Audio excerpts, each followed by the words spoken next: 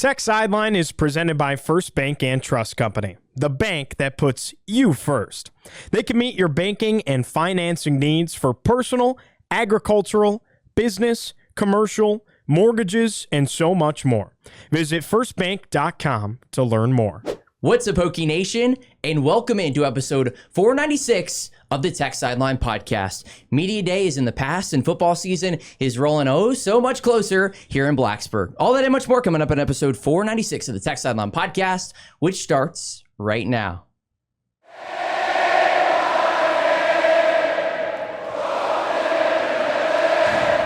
And we record on Tuesday, August 11th, 2026 from the Tech Solutions Studio in the Virginia Tech Corporate Research Center. Remember to like, subscribe, and refer the show to a friend. I'm your host, Carter Hill. To my left is our lead analyst and columnist, Chris Coleman. Across the way is our managing editor, Mr. David Cunningham. To his left is our senior staff writer, Andy Bitter. And Nick Brown, our director of media, is producing behind the scenes.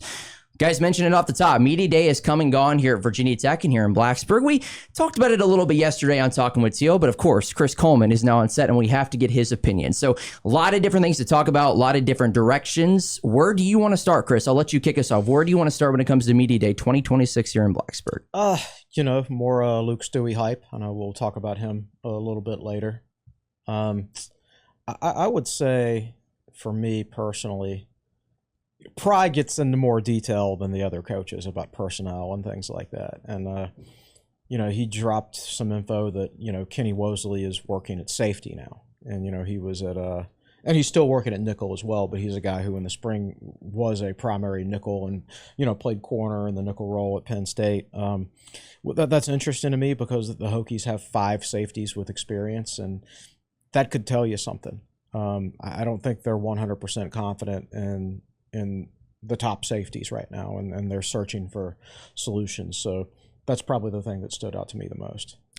Yeah, I think Wosley's an interesting one because you mentioned how many safeties they have. Well, they have a lot of cornerbacks too. Mm-hmm. So, and you're looking at somebody like Amari Polidor, who might be able to push for playing time in a regular season. But you look at the kind of guys they have at cornerback right now, and I go, I don't know. You'd have to leapfrog a lot of guys to get up there into the rotation cornerback wise.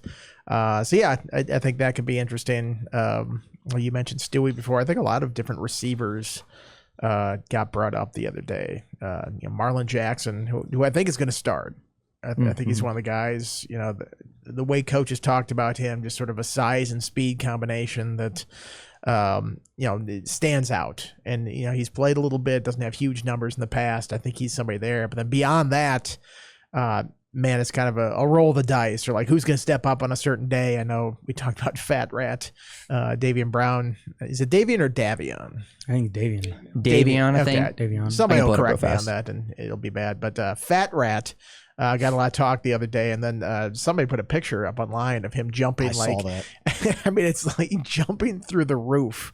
Like he's a good 5 feet off the ground with his vertical jump. And now you say he can jump. It's like, all right, Jaden Payute could jump. That was all he could do for a long time was that jump, and he jumped in the back of a pickup truck, and he had one career catch. So you have to do more than that, and I think Davian Brown has a little bit more of a pedigree coming out of high school than that. So I think they're very excited from him, but you want to see it on the field, what he can do. Davion Brown, by the way, that's correct. Pronunciation guide certainly helps out on HokieSports.com. There we go.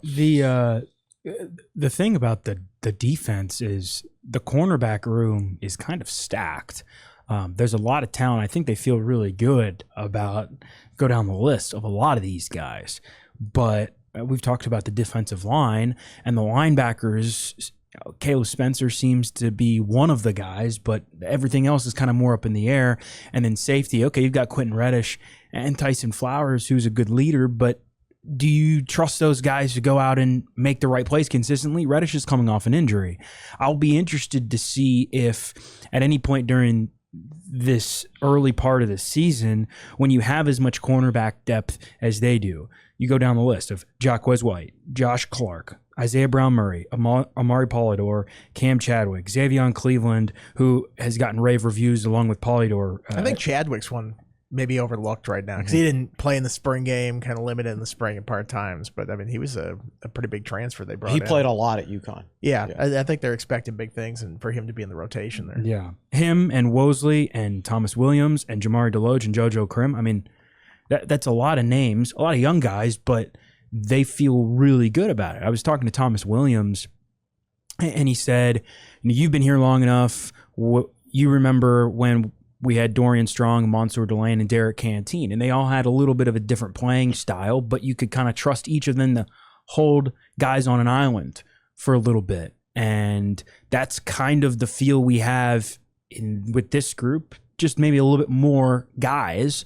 And I think that's going to be the challenge for Nick Perry, the cornerbacks coach, is like, which guys do I put on the field, because there are so many that could play. And I could see a guy like Chadwick sliding maybe back if they really want. But that is like, when you talk about getting your best players on the field, I feel like that could, you move a corner to safety. Like, and that's why maybe playing IBM at the nickel would make so much sense consistently, because helps you get your best players on the field. I mean, Brent Pry even said Jaquez White could play any position in the secondary. He said that as part of his press conference. It's one of those situations where it's like baseball, and you get to the trade deadline, and you're like, we've got about 4 cornerback prospects that we think can be really good players, but none of them get on the field because we've got 4 or 5 guys ahead of them who can play. Sure. But we really need another defensive tackle, or we really need another safety, or another offensive tackle, or whatever. That would be your trade deadline. That's what you're giving up. You're giving up one of those corners at the trade deadline to try to improve somewhere else. And you trade the best player to the Dodgers. That's how it works. Right, exactly. Yeah. Right. Okay. Back to our pre-podcast conversation. But no, you mentioned Jaquez White a little bit. Hokies are definitely, it seems like, as we alluded to yesterday, fortunate to get him back for the season based on the injury that he was going through. But I guess when you look at the cornerback room as a whole, to kind of piggyback off of your point, David, what type of year does Jaquez White have to have for Virginia Tech to get to where it wants to go defensively over the course of the season? What kind of year he has to have is kind of dependent on everybody else. Look, we still haven't seen him play against, FBS competition. He still hasn't 100% been cleared yet. Like, I don't know if he can do contact yet. Andy, what'd you say his injury was? It was a torn PC? He said torn MCL and partially torn ACL. Yeah, and he didn't have surgery. Didn't have surgery, so that's going to hold up. Right. Because, I'm not a doctor, again, I mentioned this, but, I don't think the ACL can heal on its own. Right. It's not, the MCL can. Right. It can regenerate and heal there. The ACL, you need to have surgically repaired. So I don't know what degree tear or anything like that with that. But it's still not all the way back. It's just that he has to strengthen muscles around it and compensate for it. So he's got to stay healthy through the course of a season. And, we'll see what that's like once you start getting hit out there, once you're in contact, or, somebody falls on you awkwardly in a pile or something like that. That's how it happened in the spring game. He got hit, wasn't it? Somebody came in, I think that's from the side, and, you don't even see it coming. That's sort of your worst fear as a football player, I think. Yeah. And I go back to 2002 when Virginia Tech quarterback Grant Knoll tore his ACL in the spring and elected to not have surgery and just try to rehab it and strengthen the muscles around it and play through it. Well, he ended up, stressing other parts of his knee, trying to protect his ACL, and he ended up tearing his meniscus during the season, and actually had to have surgery on that during the season when was unavailable for a little while. So those are the things you worry about. Well, Kendall Fuller had a knee injury. He was trying to play through that 1 year, and then just 3 weeks in the season, it's like, I just can't. Right. It's just he had an NFL future to worry about and trying to prepare for the draft. So I think that played into the thought process. But he was clearly not the same player those few games he did play. Yeah. So I think it was the right decision from a football standpoint too. I think so. I don't want to anoint him until we see him play because of that injury. Yeah. Because we've seen some examples of other guys where he's going to try to play through it. It's going to be fine. And then once you get out there and you start doing it, those practices stack up on each other and you're just not the same. And I wouldn't expect them to come out and say, oh well, it's not going well, right? Ultimately, we don't know yet because he hasn't, I don't think he's been in any contact drills or anything like that, but that is a concern. Now, if he's 100%, then I believe he's a very good player. Right now, it seems like it's him and Josh Clark and IBM as that trio, along with at safety, Flowers and Reddish, of course. But, if that's why I think the cornerback depth is so helpful, because obviously White is such an impactful player. He was really, really good at Troy. Teal was talking yesterday about his rise from the D2 ranks and his connections there. They brought in this crop of guys in Deloach and Krim, and I wonder if we could see some of those guys on the field in different roles this year, simply because they're really talented. And I think it's a good problem to have. Like that, the cornerback room is the one room on this team. Like, I think Virginia Tech would love to have this problem at wide receiver, right? Where like you've got all these guys that you feel really, really good about after a couple top guys that have played a lot, right? It's kind of question marks at some of these other spots. And then corner, it's like, well, man, we got a lot of really good guys who can play. We got to figure that puzzle out. Are they going to intercept some passes this year? Well, they have 4 as a team. 4 last all year. of last season as a team, and Kamari Copeland had one of them. And I'm trying to remember the others. Oh, didn't we do this on last week's podcast? Yeah, Isaiah Cash. IBM had one that he almost returned for a touchdown. Isaiah Quinn Reddish Reddish, had And one. Isaiah Cash had a great And one. Quinn against Reddish had Louisville. one. And Reddish, yeah. These Reddish had one against Pavia. Yeah, Power conference teams that had fewer interceptions than Virginia Tech last year was Texas A&M, surprisingly. Really? It was pretty good defense. Stanford and Cincinnati. That was it. 3 in the country that had fewer than the Hokies had. So that's not what you think of when you think of Virginia Tech football. And you look at the passing yardage they gave up last year. It wasn't great, but it wasn't like awful. But then you look at the passer rating, and it was the worst passer rating they've had as far back as records go in Virginia Tech. It was like 147 or something like that. I looked up the other day, and I'm going back through all the years trying to find one. I'm like, you get to the like mid 2000s and then late 1900s or 1990s. The 20th century. Yeah, you're looking at it and you're like, these aren't going to be like, these were the lowest ever. These defenses were great, but you go back even to the early 90s, and it wasn't. No, nothing was as bad as the passer efficiency rating they had against last year. So it's something to watch, because you watch the season and you go, I don't feel like they're getting burned a ton, but they just don't get off the field a whole lot. Right. And that was a problem. Yeah, and some of that is due to lack of pressure. I mean, Virginia Tech Up front. So they need a little more chaos up front. Do need a little more chaos. And speaking of up front, speaking of Kamari Copeland, it is Kamari Copeland. Everybody talks about him, as they rightfully should. But you do need a number 2 option. And you guys talked to Brent Pry in depth about this on Sunday. Elash Fall was somebody that he mentioned as somebody who could step up and take that spot. What is everybody's thoughts on that front and what he could do for the Hokies in 26? Well, he played that strong side defensive end role last year, and he did fine there from a run stopping standpoint. He held up well. He was not a guy that was flashy, but with his size, I think he is better suited for defensive tackle, and that's where he played before he came to Virginia Tech. So Pry talks about how they're going back to the one gap, no read attack style scheme. That will certainly help Kamari Copeland, in my opinion, but I think it can help Fall too. It's interesting at defensive tackle. Pry indicated in the spring that he was more concerned about that position than any other position, at least as far as the depth goes. And I was expecting him to say defensive end, but he said defensive tackle. Well, they kind of walked back on that statement in media day over the weekend. Franklin, it seems like they feel better about defensive tackle right now than they did in the spring. And I think some of that is probably Gerard Johnson, I think, has added some good weight and without slowing down. And I think that makes him a much more viable candidate now. And I think that makes them feel better about their depth. Yeah, I think there's a bit of hope when it comes to Fall, like wish casting that he becomes the player they want him to be. Because I remember in the spring we talked to Pry after the spring game, and he's like, Elijah, there's something more there that they have to tap into, and I don't know if they've seen more of that over the summer. Perhaps should have asked Pry that when we had him the other day, but. I think what you saw last year is not maybe what they think he's capable of, maybe capable of more than that if they can tap into a certain thing. So I think there's some hope there, but again, have to see it on the field and have to see the production over time before I truly believe that position is shored up. Well, I did find it interesting that Price said that Copeland and Fall were not necessarily suited for the scheme they ran last year.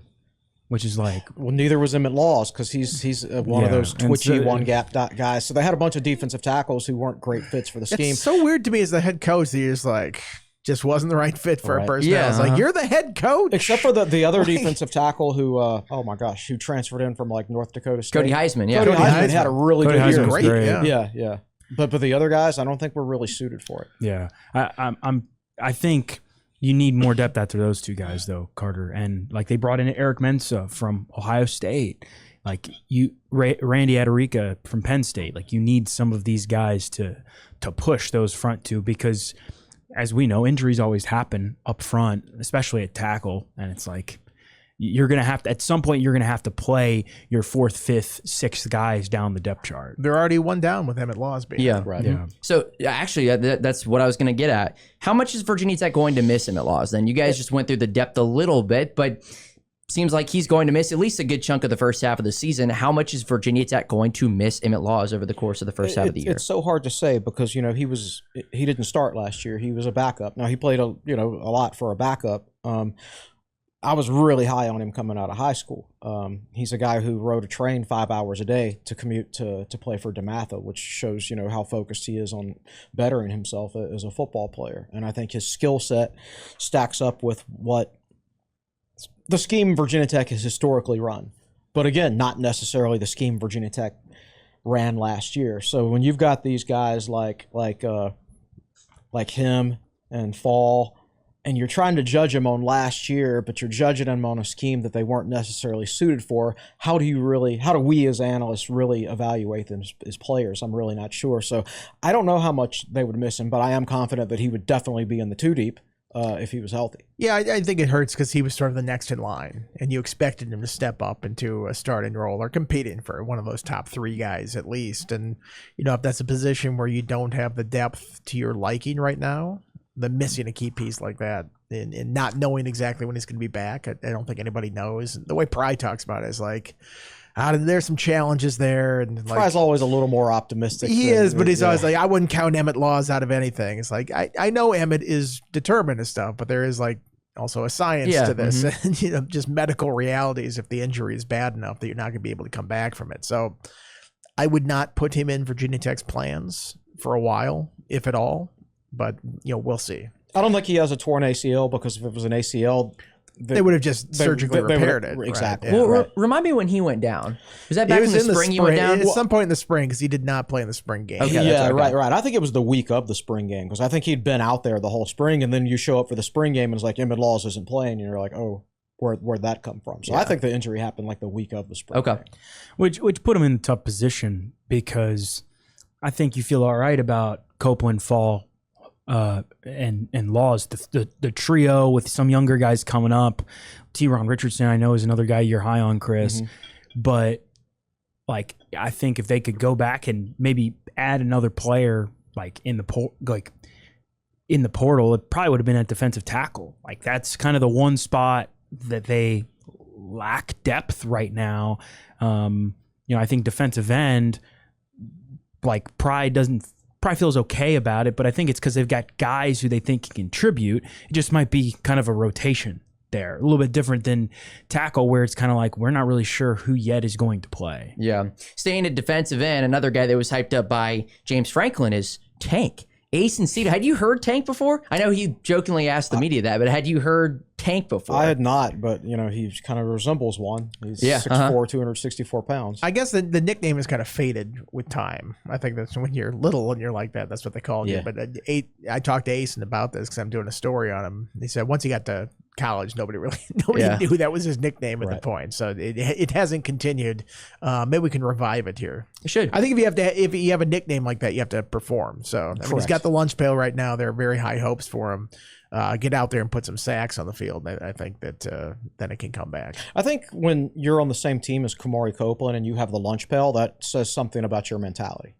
So it's going to be interesting because he's one of those guys who's got 1.5 career tackles for loss. And, Virginia Tech is going to be relying on their defensive linemen to make tackles for loss and generate negative plays and pressure the quarterback.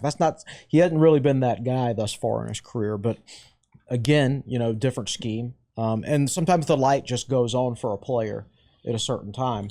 And maybe he's just responding really well to Sean Spence's coaching. But again, it's one of those things. you're a defensive end and you're going up against Virginia Tech's offensive line, which obviously has some question marks. So you've got to see it against the actual competition, before you know for sure. I don't know if I ever see him as being like this big sack master, but if he's a guy who can control the edge and make tackles for loss in a running game, that's a big positive step, because Virginia Tech didn't have a defensive end who could do that last year. Speaking of the linebacking core, Chris, I'm going to turn to you here because this is your thing. So you talked to, who was it the other day? You talked to, Brent Pry. You talked to Brent Pry. Well, yeah, everybody talked to Brent Pry. True. Talked to Brent Pry about the linebackers and everything. And he had mentioned, I believe, that other than Noah Chambers, everybody was cross-training at linebacker. And then you went to Keon Wiley. Yeah, and I'm like, I hear you're playing all the linebacker positions. And he goes, at Virginia Tech? Because he'd come from Penn State before. And I said, yeah. And he said, that would be inaccurate. So I actually have no idea what's going on at linebacker right now when Pry says one thing and one of his players says something different. But then I asked Caleb Spencer, I said, you're playing all three linebacker spots, right? And he said, yeah. And then he truly is. He truly is the right, jack of all trades. And I asked Wiley, so what position are you playing? He's like, I don't think I can really say. So again, I have no idea what's going on other than I love the fear of God of these players of revealing any tiny bit of information. It's like, you're going to be on the field against VMI. We're going to see where you're playing. We're going to see it, and you're going to win by a lot of points no matter what in that game. Don't let the key dats get a hold of your game plan. So we know now. What I do like is that Noah Chambers, who's still a very young player, he's only playing one position, and I think that's I think working guys like Kelly Lawson, Jaden Keller, Jaden McDonald, all the linebacker positions when they were like redshirt freshmen, and none of them had really played linebacker before, right? I think that overwhelmed them and it stunted their growth as football players. So I think it's fine when you're rotating a guy like Caleb Spencer, who's a senior, or Keon Wiley, who's a redshirt junior. I think it's fine. Those experienced guys could handle that, but a young player like Noah Chambers, it might get his head spinning a little bit. So I think it's good that they're working him at one spot. I think linebacker is going to be dependent on a number of things. Like Pry thinks Caleb Spencer is his best player at all three linebacker positions. So what position he plays kind of depends on the other guys. Right, but not necessarily Chambers. But you know, if they get to the end of August and they don't think Chambers can handle being the starting Mike linebacker, then Caleb Spencer is going to start at Mike linebacker. But if they're confident in Chambers at the end of the preseason, then I think Caleb Spencer will probably start at that star role, or Sam, which they're back to calling it. Which, if you're an old school Tech fan, it's the whip linebacker, it's the outside linebacker position. The other thing there is, if you don't really trust a third linebacker, but you trust a third cornerback, then you're probably playing a little bit more nickel than you would otherwise, especially if that nickel's a really good tackler. So Spencer's sliding inside. In that case, you know, you could slide Spencer back into Mike in those situations. So they still have a lot to figure out there in the spring, and some of it, you know, like Spencer's situation, is going to be dependent on how the other players do. I think it was interesting. Pry said that's the one spot that he said, I wish we had another piece there. Right. So I don't know if that's in reference to, or that's the reason they're doing all the positional switching, is to try to get some flexibility there. You know, Gabe Williams, we didn't see him at practice the other day. I don't know if that was an injury thing or any kind of setback there. But it sounds like the linebacker group, they maybe wish they had another guy or another option in there that could be competing for time. I mean, the only other two experienced options there are really Curtis Jones and Keon Wiley. It's like those two, and Spencer and Chambers are kind of. Santiago's been around a while, but he hasn't played. I've heard he was like limited to start camp, but I did see him out there the other day. And Curtis Jones is a guy who came in from West Virginia, and he's always been like an outside linebacker type. I don't know that he's played inside the tackle box. I think he's mostly been an outside guy, and was also a running back for West Virginia and has scored touchdowns in college football games. So he's a very good athlete. Just got to figure out his best spot. George Balance, he's always there. Yeah, exactly. I'm guessing George is working at probably Mike and Will. Yeah, well, it's funny. You know, Pry was talking about Chambers and mentioned that he's come a long way. He's doing a lot of good things. It's really just being commanding of the defense. And he's like, I've had players at certain times that weren't as technically skilled, but were able to really call out what we're doing and get everyone lined up, and everyone trusts them. Yeah. And he's like, you know, Dax was the perfect guy to lead the defense and call out signals. He's like, I need Noah Chambers to come along in that regard. He's like, the best guy right now that's doing that in terms of commanding the defense is George Ballance. But so they clearly are still trying to piece together who fits best in what spot. And, like Chambers might be the future at that Mike spot, but he's still a very, very young player. And I think it might take a little bit of time. Yeah, you got to remember, he's supposed to be a redshirt freshman. He wasn't supposed to play last year, and then Short opted out, and they had some injuries and things like that, and you're in a position where, wow, you're starting against NC State in your very first college game. You stand next to him, and you can sense that he can hit people pretty hard. He was the guy. He's a big dude. He was the guy last year in a preseason practice where I looked over, and I don't know who the running back was, but all of a sudden I see a running back flying, and this guy's like horizontal to the ground. He had just been knocked into next week, and he'd not gotten knocked back so far through the air that he took out Elijah Brooks, the running backs coach, and they were both on the ground. And I'm like, who did that hit? And it was Chambers. And so, yeah, the physical talent is there. It's tough at this level. Mentally, it takes a little bit while. What are the vibes currently on the secondary? We talk about the secondary a lot. What are currently the vibes on the secondary right now for Virginia Tech? I feel good about corner, and I don't feel great about safety specifically, I should say. Yeah. Flowers, I think, is a great leader, a great representative of the program, but he struggled in space last year, tackling. And he struggled a little bit in space and pass skills from what I've seen. Now, granted, it can be hard when you're going up against Luke Reynolds and Queso, right? Keyshawn Brown, because those guys are going to be difficult for any defenders to handle this year in space. But and then you look at the other safety spot, and it's Reddish. He played a lot as a true freshman 2 years ago, but then he got hurt last year, so he's still a guy. I mean, it seems like he's been here a long time because he was here 2 years ago. And when you're in a program for 3 years in the transfer portal era, that seems like forever. But he's still a pretty inexperienced player. And, you've got Jordan Bass in there who has experience, but he was a safety in high school, but he was a linebacker his 2 years at Pitt and was supposed to redshirt as a linebacker last year, but because of all the injuries and opt-outs, had to play a lot as a safety, and it didn't go particularly well. And then you've got a couple of true sophomores in there in Sheldon Robinson and Johnson as well. So there's just a lot of question marks at that safety position, and I do think that's why they're taking a look at Kenny Wosley there. They're just trying to get somebody back there where they can tackle in space and the game's a little slower for them.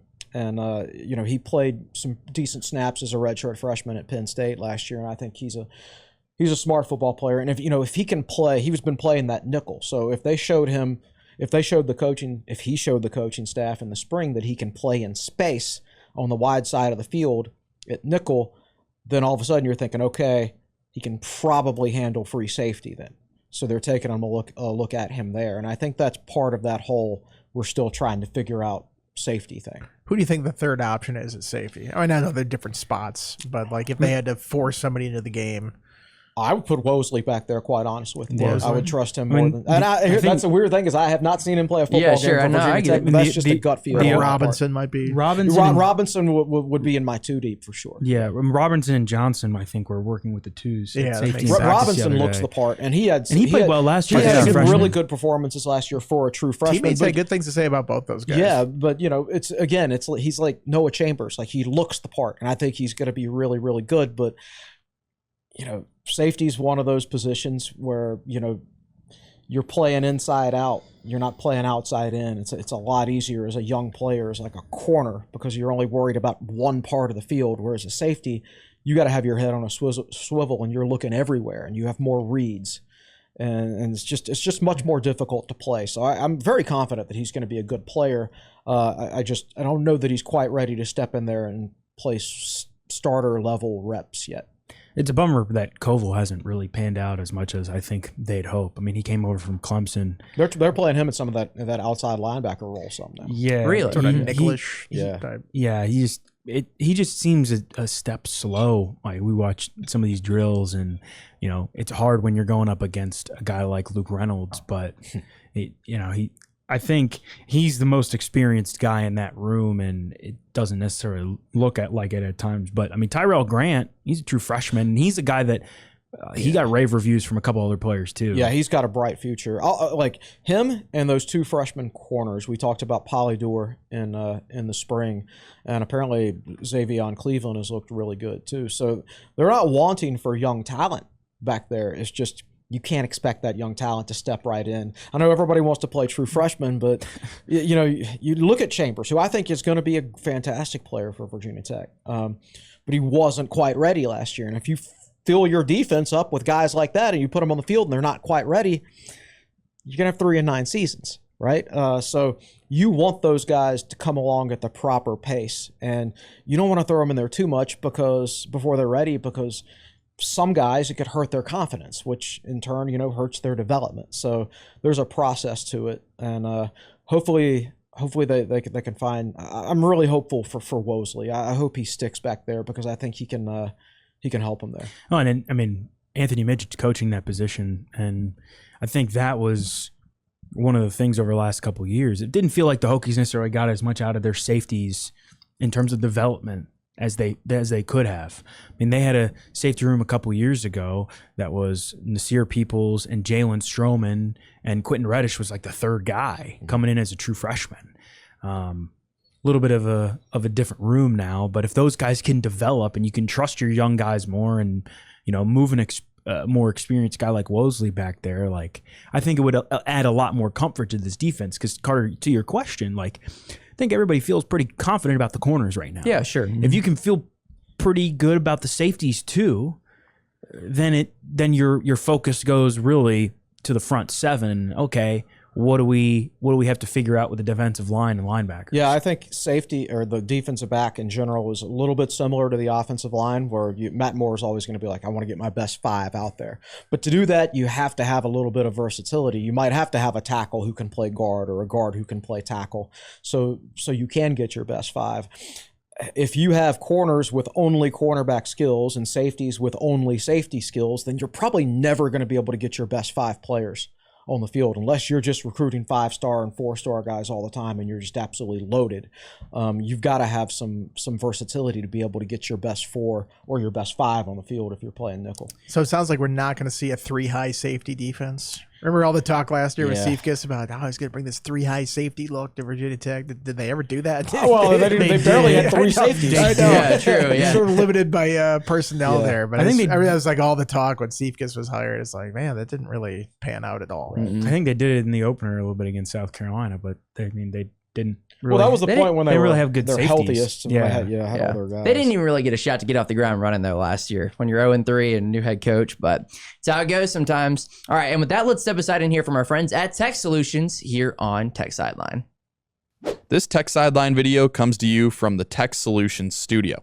Tech Solutions, located in Arlington, Virginia, provides specialized CETA engineering and financial advisory services to the Department of Defense and Intelligence community.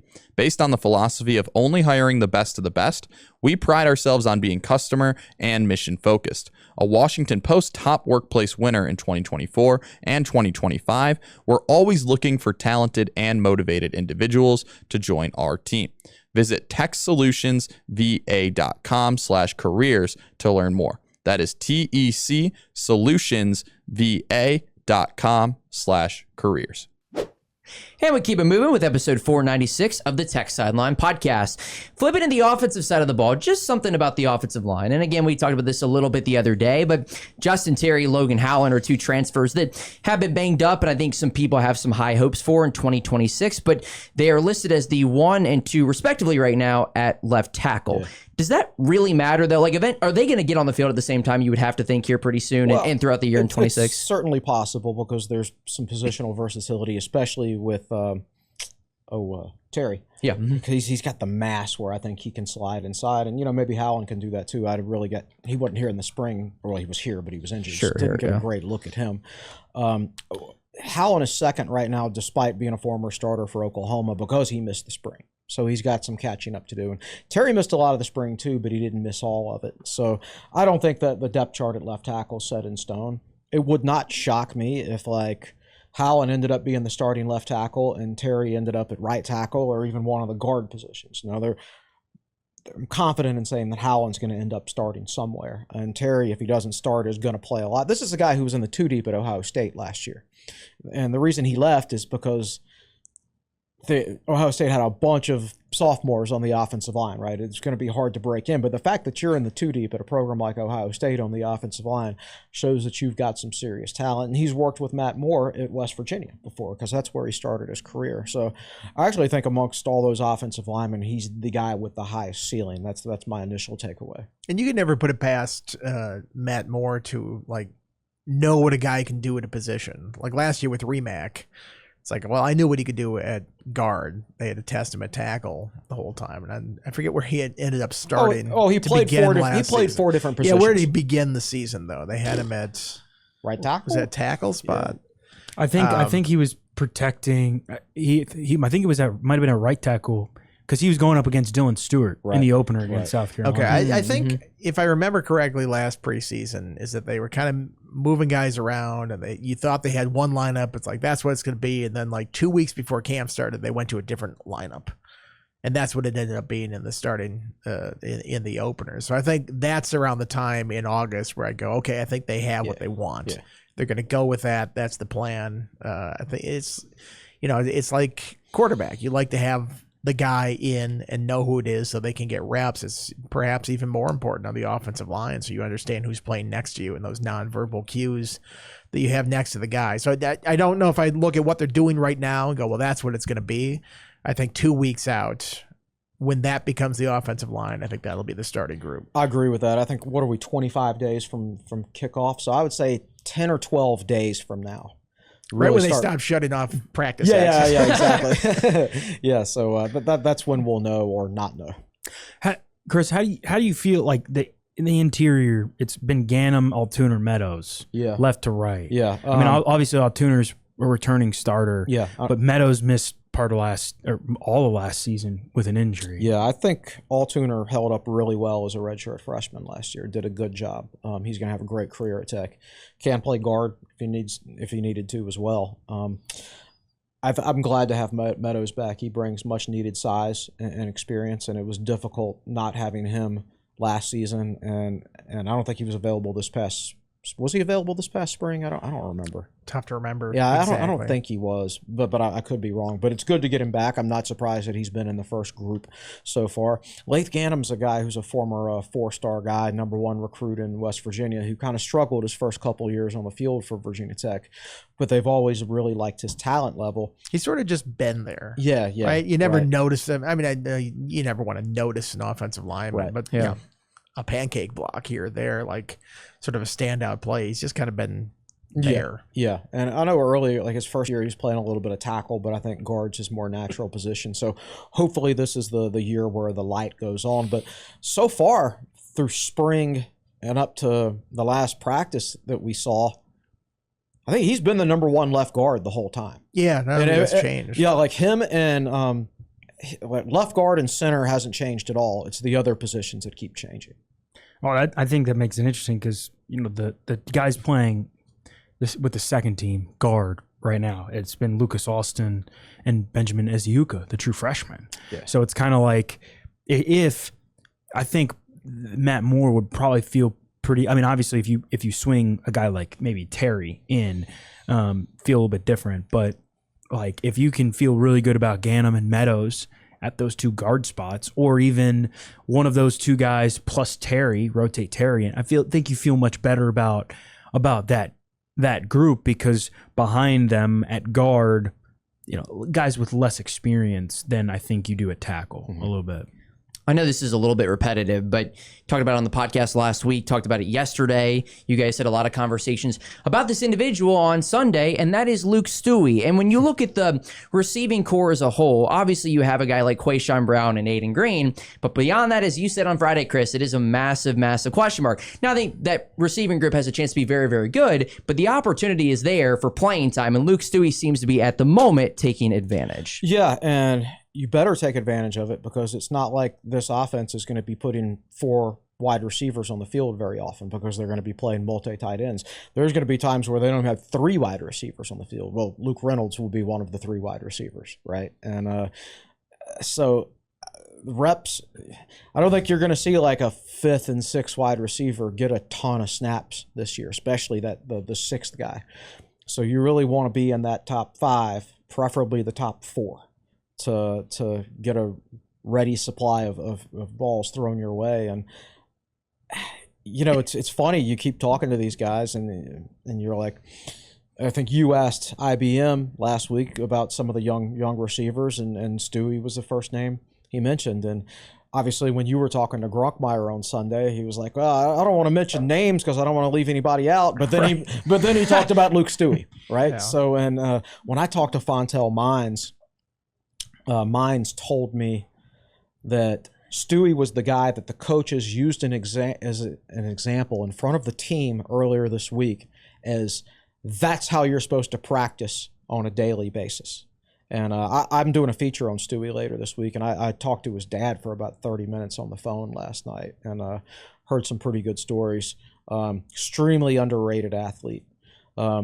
His dad told me that when he was playing AAU basketball, he was in the 9th grade, and he was like 5'9" or 5'10", and in a game he had a fast break dunk, and like he had never dunked before, he just did it. 9th grade, 5 foot 9 inches tall. So this guy's a very underrated athlete. Now he's got good size too. I think he's second tallest receiver. And I think he's going to be on the field a lot for Virginia Tech this year. And right now he's ahead of a trio of former 4-star recruits that everybody had high hopes for, which a couple of those guys are coming off injury. So it's unfair to judge them at this point because of that. But right now, Stewie looks like a guy who's going to get major reps. And goes back, he's a guy, Virginia Tech, I believe, was his only Power 4 offer. He earned his offer in a camp setting. I think star rankings are very important in the macro sense. Like if you want to consistently compete for a spot in the playoffs, you can't go out there with 50th ranked recruiting classes. You need a certain number of 4 stars and 5 stars in your program. But from a micro standpoint, when you're talking about one wide receiver competing with another wide receiver for a spot on the depth chart, it doesn't matter what their star ranking was. And it looks like so far it's early, but looks like Stewie's proven that. If we think Aiden Green, Quayshawn Brown, top 2 guys in receptions for wide receivers, I'm inclined to think Jackson might be the 3rd. If those are the top 3, who do you have as the next 3 receivers in terms of most pass receptions? Then I'm not even sure a 6th receiver is going to catch more than like 3 or 4 I know, passes but I'm asking for 3 more. Right. This is my game here. I'm asking for 3 more. What did I do? Did I not bring my roster in here? Did I drop it? I thought I had it. Anyway, we'll search for it. Wow. Yeah. I would choose from the 4 right now. I think I would. I only want 3. I don't give me 4. I want 3. 3 names. This is Professor Bader's. This is a professor question. Stewie. I would go probably Denmark. Yeah, I agree and then with that. I'd probably give Peterkin the edge over Davian Brown. Interesting. But we're leaving out Heath, who has experience. It's true. I forgot about Shy Heath. He's got production, but he's also he'd also be like the 3rd slot right now, or the 4th slot if you count Reynolds. Yeah. Right? Do you think there would be less than 6 guys to catch a pass in the receiver room because they're going to use the tight end so often? No, I mean they'll catch passes. I mean they play VMI after all. Yeah, they'll play everybody against VMI. Yeah, they'll play everybody. Not that they're all going to catch passes. But if you go back and look at Penn State over the last 4 years, when Ty Howell was the offensive or not offensive coordinator, but the tight ends coach, and they were going 2 tight end formations pretty much all the time, it was basically 4 guys and nobody else as far as catching double-digit passes at Penn State. So that, like I said, you don't want to be the 6th receiver because you're not. I don't think you're going to play very much. Now they're going to say publicly, well, we need 6 guys or whatever, and yeah, you do because of depth. Ideally, you would like it, but if you can stay healthy at that position, you can get through a season with 4 guys in this style of offense. So if you say Stewie, who are the 3s? I said Denmark. Stewie, Peterkin, and Denmark. These are the guys that are then left out of this conversation. Keelan Adams, Chance Wiggins, AJ Brand, interesting moving from quarterback, and Fat Rat. Right. I mean, Exner. I don't really know what to make of Exner right now, but David Brown. We mentioned him earlier off the top. How he's the one guy. And Heath was another one that would be out of that conversation. Right. It's a very interesting room, and it's one of those things where just because you know of the player, sometimes you give more credence to like what they're capable of doing. Right. It's like, well, they got all this depth because they got these guys. It's like, well, just because you know them doesn't mean that they're going to be productive. Right. That's not how it works necessarily. So I think it's a really interesting room with potential, but man, there's just a lot of things they need to sort out. And, you can't play 11 guys. I mean, guys are going to be left out of the rotation that, maybe could be part of the rotation in other conversations. If they list a two deep for 3 wide receiver positions, 2 outside and 1 slot, it'd probably be, or maybe a 3 deep. You'd probably list Quayshawn Brown as the starter in the slot, Aiden Green and Marlon Jackson as the 2 outside. That'd be my best guess, right? Yeah. And then I think that it's in the slot for the number 2 spot. It's probably between Denmark and Heath, and that's where I think it's interesting because Denmark's gotten a lot of praise in practice. Mm-hmm. As far as other outside guys go, like I think Stewie's a guy that slides in on the outside, and then maybe Peterkin, or maybe Adams, Wiggins, Davion Brown. But I think like that's like I look at Takai Heath and I go, that's a guy who's been in the program. He's one of the longest receivers. He's a redshirt junior now. And he's had some really nice flashes, but he's also had some not so great moments. It's like the competition ahead of him right now with Brown ahead of him, and then a guy like Denmark that it seems to be performing really well. Like he seems a guy like that might be a little bit tough getting as much playing time as he might want this year. And you've also got to remember that Denmark and Ethan Grockmeyer know each other. They've been passing the ball to each other for over 2 years now, right? In practice at Penn State. Yeah. So they're very familiar with each other. And I think IBM described Denmark as somebody who had good, strong hands, very reliable hands. And that's something that, Heath has experience, but he's also has had a fairly substantial number of drops in his time in his career. So when it comes to, if you're trying to decide between those 2 guys, you're going to pick the more consistent player. And if Denmark has been the more consistent player. So yeah, that 2 deep is interesting. I think we know who the top 3 are right now, but as far as your backups, again, if you want 1 slot, Denmark or Heath, and you want your 2 outside receivers to be taller guys, so you're thinking probably Stewie and Peterkin. That's how it probably is right now, but I do want to stress that there's no reason to give up on guys like Adams and Chance Wiggins because those guys are coming off injury, right? You see Logan Howland starting second on the depth chart at left tackle because he's coming off an injury, and he has to build himself back up and get back in the swing of things. And these guys have missed a longer amount of time than even Howland did. They missed all of last season and all of the spring. So there's a rust factor there. So they might not be standing out right now, but maybe 2 weeks from now they are because they've kicked the rust off. This is where the angry Penn State fan will chime in and be like, but they're not going to throw any passes to him because Franklin doesn't know how to develop wide receivers. So or tight ends. I beat him to the comments Luke section Reynolds is right. good. Yeah. Right. Yeah. But do you think it's not fixation. Would Stewie have been in that top 6 2 weeks ago? Before you heard anything about Luke Stewie, would he have been in that top 6? I think he had a pretty good spring, too. Yeah, Okay. I don't think he's come out like... Remember, they were talking about him. We got our first interviews with them after the second practice, right? So you're not going to be getting all this praise from players after 2 practices. Yeah. Right? It's like he's been doing it consistently. Unless it's like somebody who enrolled over the summer. Right. Like Davion Brown. Yeah, exactly. Sure. So I think it's one of those things. I think it's been building. Okay. All right, and with that, let's step aside one more time and hear from the Hokie Way here on Tech Sideline. Hi, this is Bud Foster. In 2026, the Hokie Way has enhanced its charitable impact by launching 3 initiatives that will create important awareness and support communities across Virginia. Hokies for Sports promotes the positive impacts of athletic participation. Hokies for Community levels the playing field for underserved communities. And Hokies for Health advocates for community health and funding for research to fight diseases. To learn more and support the mission, go to thehokieway.org. And a big thanks to the Hokie Way. And can we flash that bad boy on the screen real fast, Nick? Look at, so Virginia Tech, Maryland, September 19th, the Hokie Way is putting on the Hokie Tailgate Takeover that is in College Park.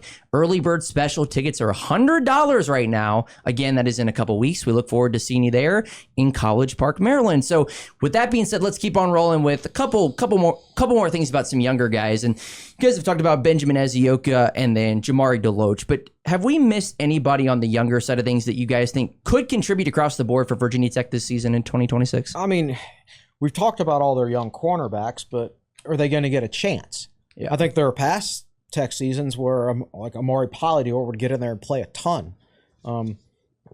But it's going to be harder for them this year.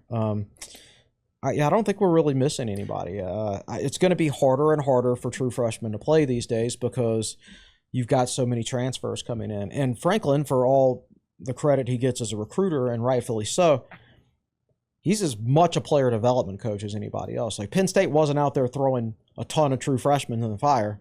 Like Michael Parsons played as a true freshman, and some other guys. It's not like they didn't have guys that did it, but it wasn't across the board. If you look up and down Penn State's roster, it's a whole lot of redshirt sophomores and redshirt juniors and redshirt seniors and all that. I mean, Franklin very much followed a developmental program in there. And if you're a good developmental coach and you run a good developmental program, that's going to make it even harder for the true freshman to play because those guys he comes in behind, they're very developed football players. So I think Virginia Tech is starting something here that's going to be good, but it's going to be harder for true freshmen and young guys like that to get on the field. What about Messiah Mickens? I think he's an interesting one in the running back room because very highly touted, but he's got Marcellus Hawkins, Jeffrey Overton, Bill Davis that are experienced. Yeah, that's right. And he's a guy who was out for the spring.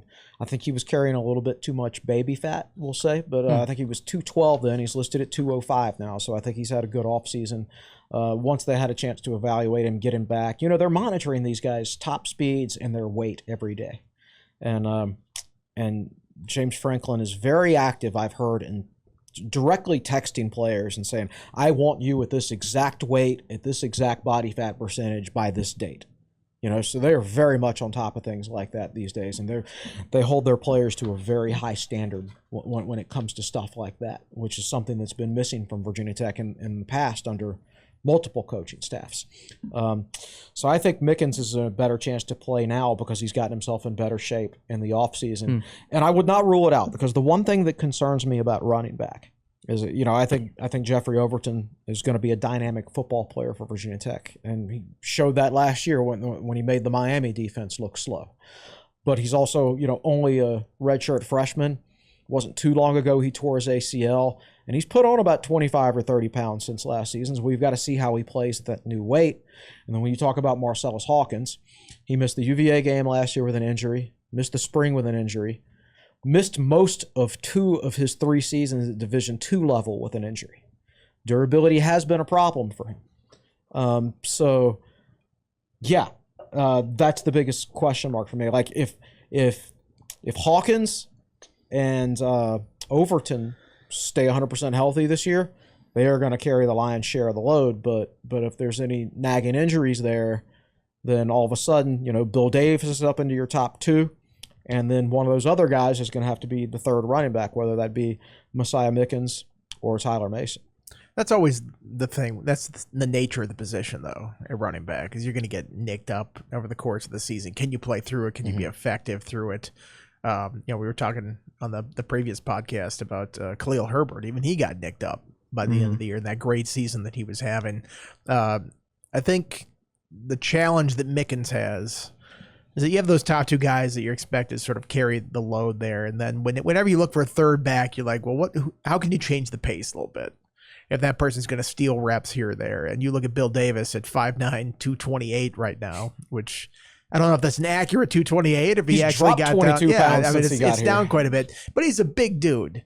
So you can see like, okay, well, they have a role for this guy specifically because he's a big dude and can, you know, presumably move the pile and a decent goal line runner. So if you're trying to crack into that running back rotation, I don't know if Mickens is necessarily different enough to fill a third role like that, but you know, we'll see. They might find reps for him. And these running back, I think running back's a spot that you can play fairly quickly in your career. It's a lot about, do you have the vision to hit the right hole and pass blocking? Yeah, pass blocking's a big deal.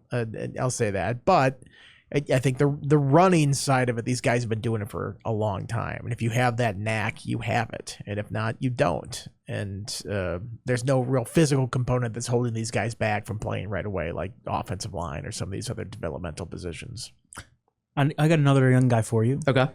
Cole Bird at kicker. We're going to get there. Yeah, so got to give the kicker some love.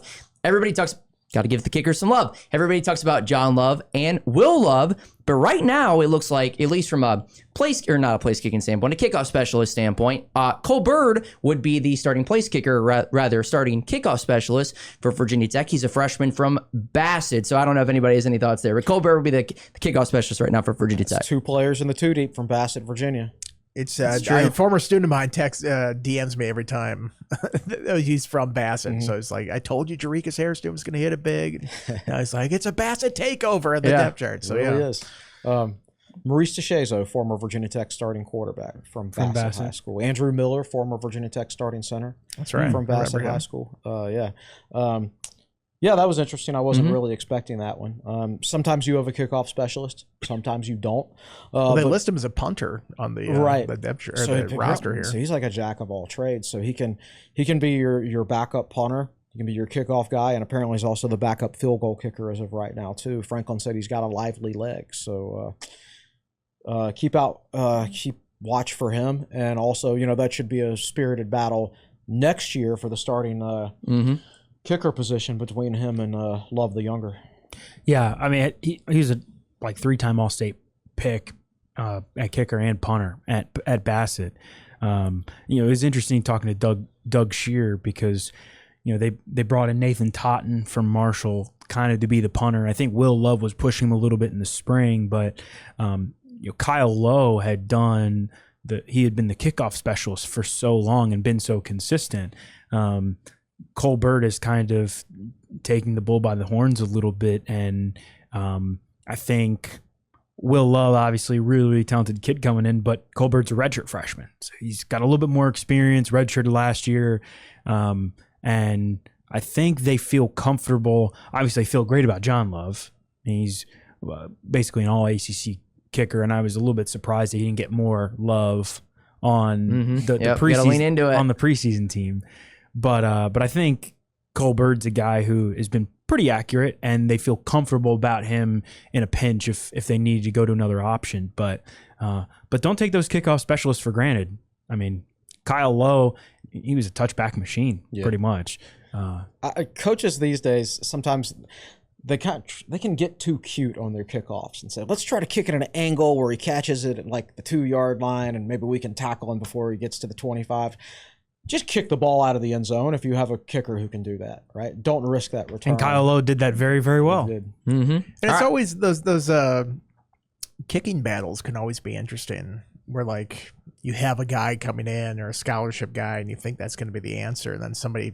I mean, evaluating high school kickers is such a crapshoot sometimes that they get to college. And you're like, oh man, this guy can really kick. When Joey Sly won that competition, he was up against a scholarship guy at the time. Who was it? Oh, I forget his name. Because it was a big deal that they gave a kicker scholarship coming out of high school, and I can't remember who it was. I forget his name too. I think he ended up transferring to William and Mary. Yeah, but I mean, those surprises come in the kicking game all the time, and really, it's how well do you kick, right? There's not a ton of evaluation size and strength. It's does the ball go through the goalpost or not with great frequency? So that's a really easy thing to track, and I know they have how quickly do you get the kickoff, what kind of height do you get it on, stuff like that. But at the end of the day, does it go through the uprights or does it not?